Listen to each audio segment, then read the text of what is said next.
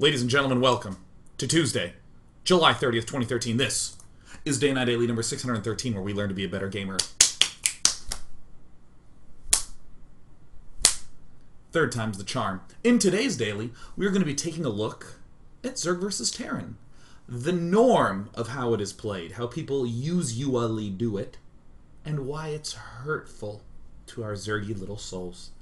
And then we will watch a game of Life doing not the standard Zerg norm. And we will see how he is going to use excessively Ling-based gameplay from start to finish in order to get some beautiful wins versus Jjakji. And then we'll conclude by even noting some very, very early game timings that we can utilize to our advantage. Alright, now first let me go ahead and... Now, I will also say that for some reason, something seems to be messing with my FPS, so if it glitches a little bit or looks a little stuttery, totally on my end, and I'm sorry. Forgive me for that. But if it looks beautiful and smooth, that's totally on my end. And there you go, I wanted you to have that. Totally owe me one. Fun Day Monday will not be next Monday due to the fact that it is the WCS America playoffs. But I'll tell you the topic anyways. You must win with baneling drops. And that's it. Snoot beat Huck using baneling drops at the Red Bull training grounds, and thus you must beat your opponent using baneling drops on the ladder. Also, SC2L is tomorrow. Evil Geniuses versus Team Liquid will be casted here at the usual daily time this Friday. I still haven't figured out what the hell I'm playing for Day 9's day off, so get on the Day 9 TV forums and tell me things. Let's talk about Zerg vs. Terran with an intro game. We're originally going to be going straight into a Life game, but to appreciate what Life does, we have to first establish what other people are doing in this matchup with both the music and the sound enabled. So we have Roro going up against Dream. This is from the WCS round of 24, I think it was. It's the qualifiers for the Premier League. Maybe it was round of 36. I don't know. It was in the Challenger League portion of things, just for the qualifier. Now, the things that Terran normally does are going to give us our first glimpses into the standard Zerg play. So let's go ahead and look at Terran at warp speed. Terran players are going to begin by doing something that just controls our creep spread. Let's actually go ahead and go to the Dream Cam. Whoa, easy there, Dream. So most Terran players will begin with this sort of jazz going for maybe Reaper, maybe it's a command center first opening, followed up by Hellions, something like this.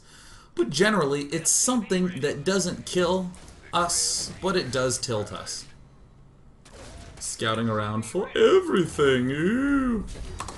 Then generally, I want you to note that the something generally begins around 5, like 5-ish.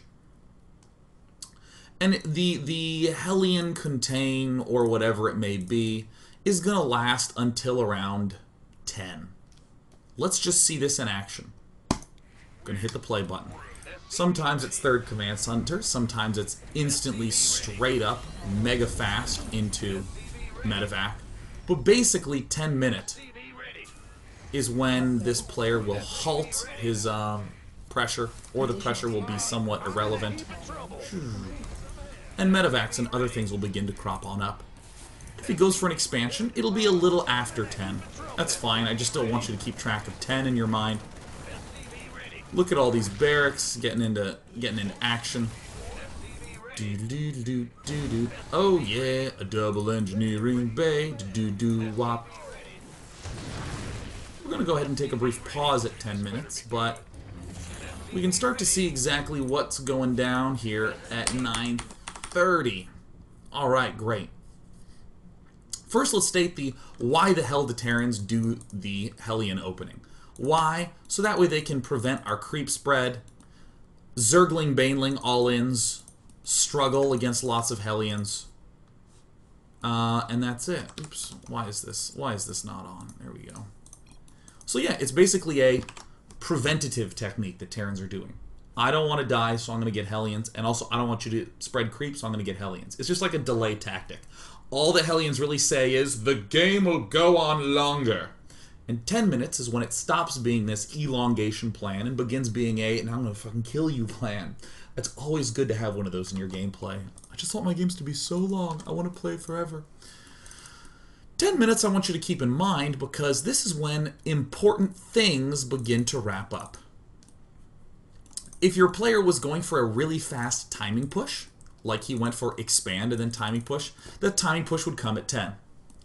If he's doing what Dream is doing and going for a more traditional 3 command center play, I want you to note that still around 10 minutes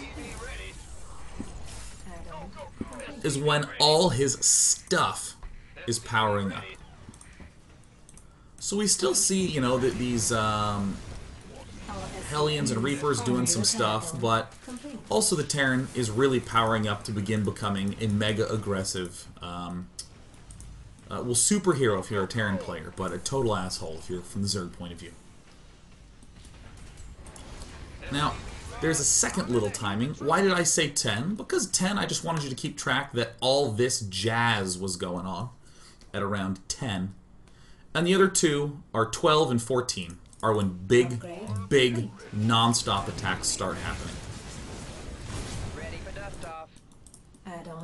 12, actually, let me just briefly note, if he went for an early timing push, it'll be at 10, and then his next thing will be at 14. If he's one of these three basing players, he's going to go for 12, is going to be his first timing push, like right around now.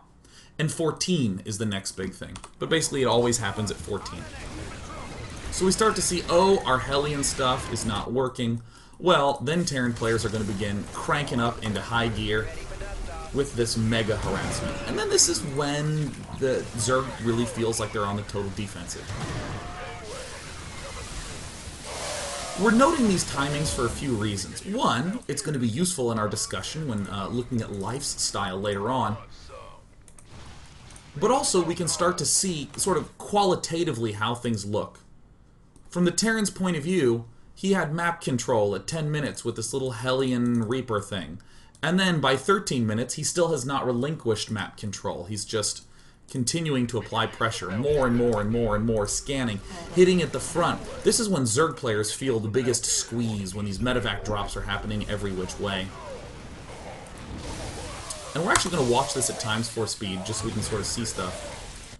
Here's the big secondary push at 14. Normally 2-2 finishes then. But, I mean, I think perhaps the even easier way to do it, if we're just sticking to qualitative and not worrying about numbers, is that the dude contains us with Hellion Reaper, then he does some cute stuff with some medevacs and marines, and then he does medevac marine mine aggression all game long. Look at this mini-map that we see here. Everything from Terran is way on Zerg's side of things. Only time Terran pulls back is to regroup to make another attack. Drops at the top side, pushes at the bottom side. Madness all around. We see, yep, killing off the drop, but losing a base. Does this look familiar, Zerg players, when I switch over to the Roro cam? Now look at Roro's minimap. Everything is all pulled way far back onto his side of things. Every time we seem to clean up a drop and try to take another expansion, he has another push moving in from another extreme angle. Every time we decide that we want to push out, it may work, but then we are struggling against the drops that are back in our own base. And we pull back yet again. Oh, what do you know? Another drop. Okay, cool, and right when we think, nifty, we're ready to begin mounting our big aggression. Jesus, we really need that base up, don't we? Woo-wee! And more attacks come.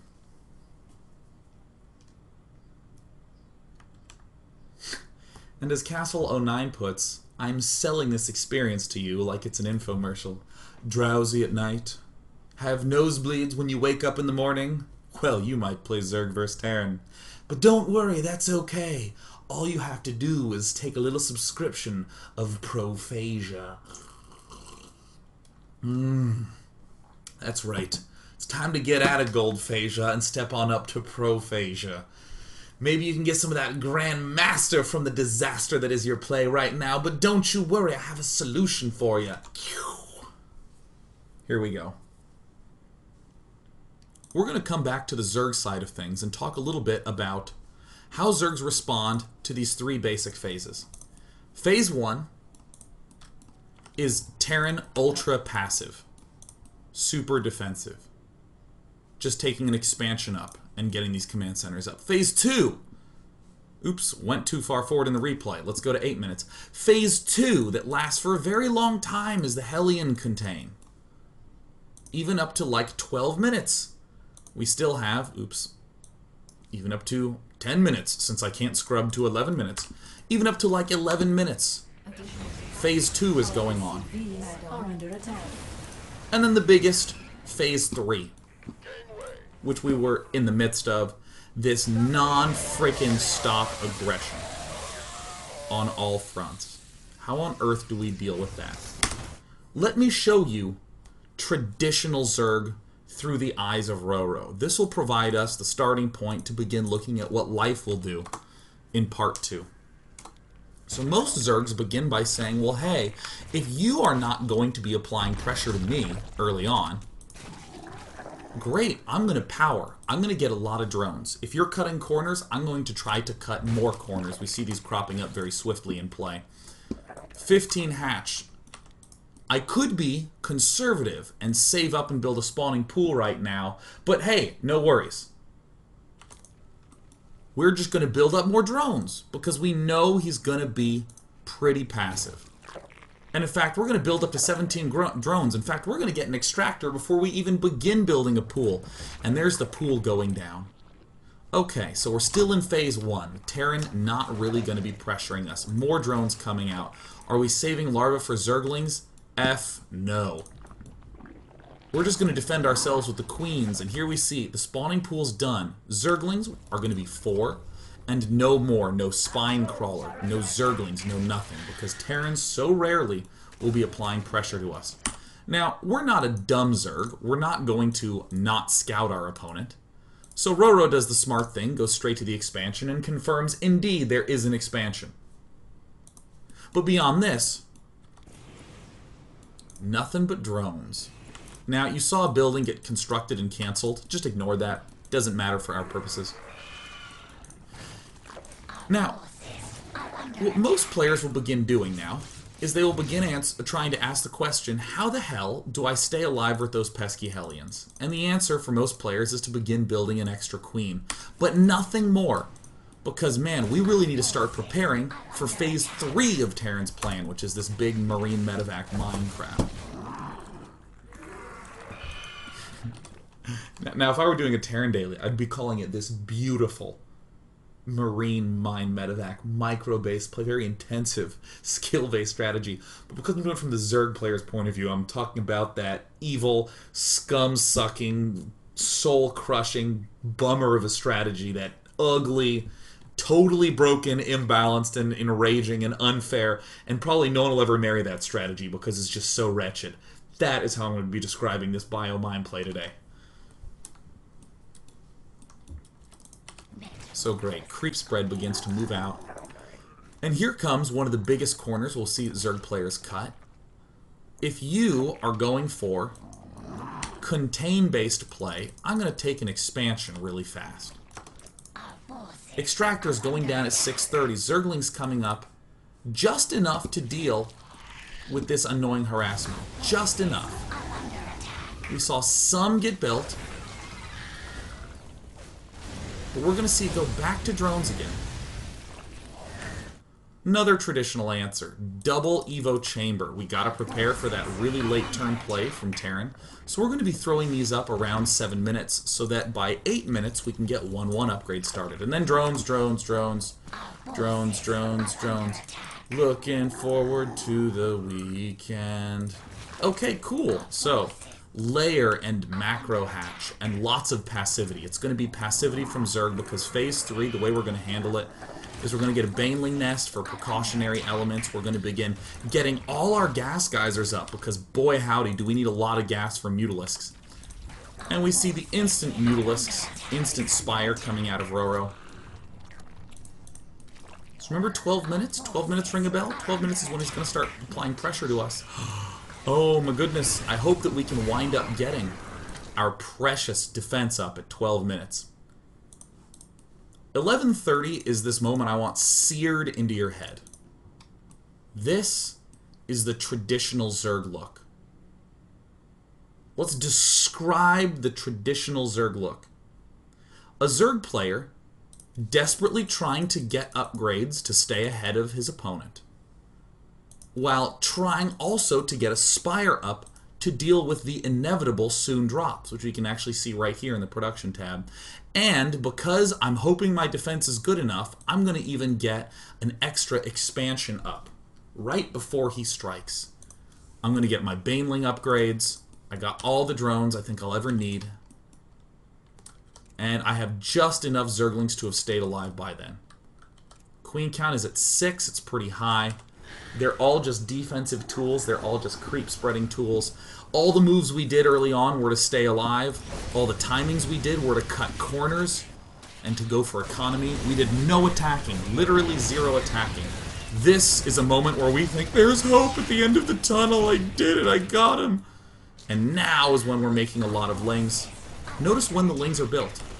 Right as the attack arrives.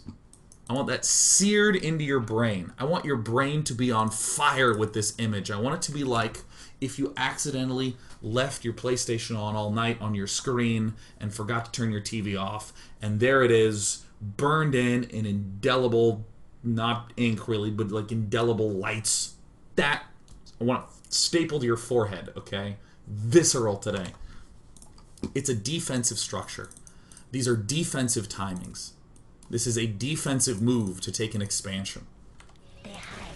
The Mutalisks, one of the most aggressive harass units in the game, the nightmare of Protosses from around the world, is going to be a defensive unit. All our fancy aggression, we hope, can defend us until we can get enough stuff up. But as we've seen, even though we might get this defense up in time, still hard. He's going to be attacking here. He's going to be doing drops here. He's going to be continuing to push. Roro is going to play this like a badass. This game is 33 minutes long and just a real nail-biter of a series. But the instant we feel like we're gaining ground over here, he's coming in with another push over here. What is a Zerg to do? The key unit in this mix is the Mutalisk, which we have 14 of. Zerglings and banelings are used to deal with the big numbers, but Mutalisks are what are giving us the mobility. They're giving us the mobility to hopefully pick off drops like this, which we shall see soon stepping in. The Mutalisks that provide the extra punch, the extra speed to chase down medevacs and all that stuff. And now we have a sense of what standard ZvT style is. If I had to describe it in 2 sentences, it's Mutalisks are our biggest defensive tool. Cut as many corners as we can to get all the big late game stuff. That's it. And I will quote Medding 3000, the ZvT style sucks. I'm not saying it's bad. It can win you GSLs, but it totally sucks, man. We're the Zerg. We overrun our forces with Kerrigan, who has heals, even though she's an organism. We have the fear of the galaxy behind our backs as we invade. That's what Zerg's about. But we still have these problems. So, let's restate the 3 phases of Terran. I can't decide which way to hold my fingers. I think I'll go this way. Terrans like to cut pretty much all corners early on to get a lot of expo, or to get a lot of economy up. 2, Hellions are used to contain us for a good 5, 6, 7 minutes. 3, mass marine mine medevac drop pressure. The times when these occur is phase 1 is going up to around 5, 6 minutes. Phase 2 lasts from around 5, 6 minutes to around 11, 12 minutes. And then from 12 minutes on, it's phase 3. What are we to do? We still have to have all these solutions. And I'll leave you with the following tease before we go into part 2.